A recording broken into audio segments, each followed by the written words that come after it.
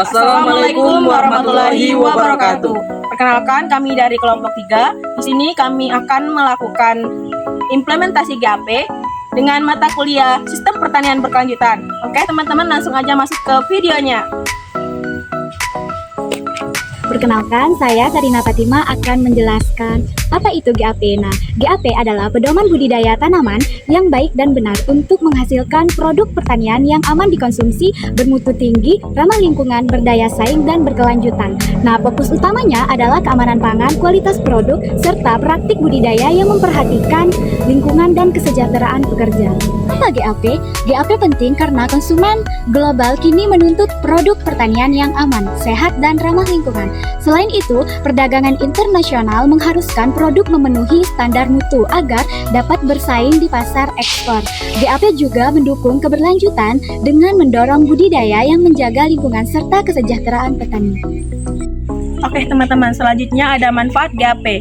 Yang pertama itu meningkatkan kesejahteraan dan keberlanjutan usaha tani, di mana pentingnya GAP ini yaitu peningkatan produktivitas serta peningkatan pendapatan yang hasilnya nanti akan membuka akses pasar yang lebih baik.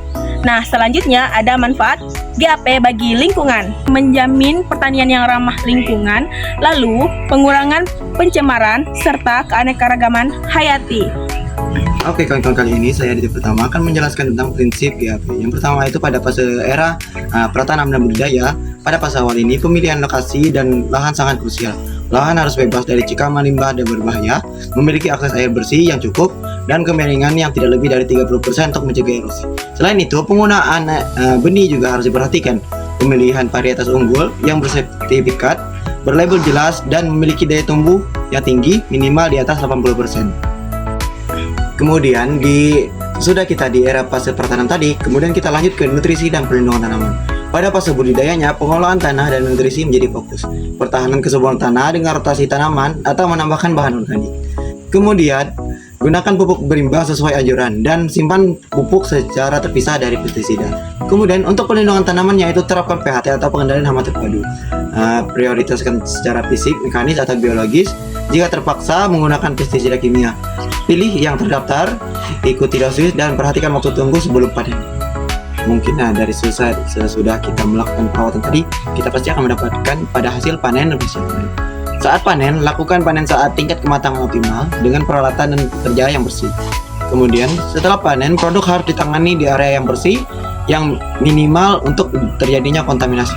Jangan lupa, kelola limbah panen dengan benar dan catat semua aktivitas budidaya dalam buku kerja petani. Pencatatan ini penting agar produk bisa ditelusuri kembali asal-usulnya yang disebut traceability. Terima kasih. Nah, selanjutnya itu ada tantangan. Yang pertama itu ada keterbatasan modal, itu seperti biaya awal, sarana, dan sertifikasi tinggi.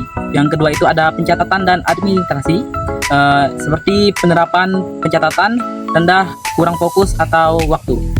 Yang ketiga ada akses informasi, yaitu kurangnya penelitian teknis GAP atau PHT. Yang keempat ada kepemilikan lahan kecil, seperti lahan sempit atau transmentasi kurang efisien. Nah, selanjutnya itu ada peran teknologi digital berperan penting dalam implementasi GAP. Yang pertama itu ada pertanian presisi, memanfaatkan sensor, drone, dan IoT untuk memantau real time dengan pemberian pupuk atau pestisida secara tepat sasaran demi efisiensi.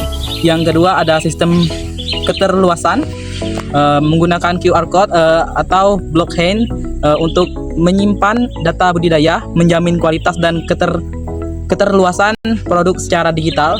Yang ketiga atau yang terakhir ada elektronik pencatatan atau logbook, penyediaan aplikasi sederhana untuk mempermudah petani mengisi buku kerja dan mengatasi tantangan administrasi di lapangan. Terima kasih telah menonton video ini. Kurang lebihnya kami mohon maaf. Semoga bermanfaat. Saya akhiri. Wassalamualaikum warahmatullahi wabarakatuh. Dadah.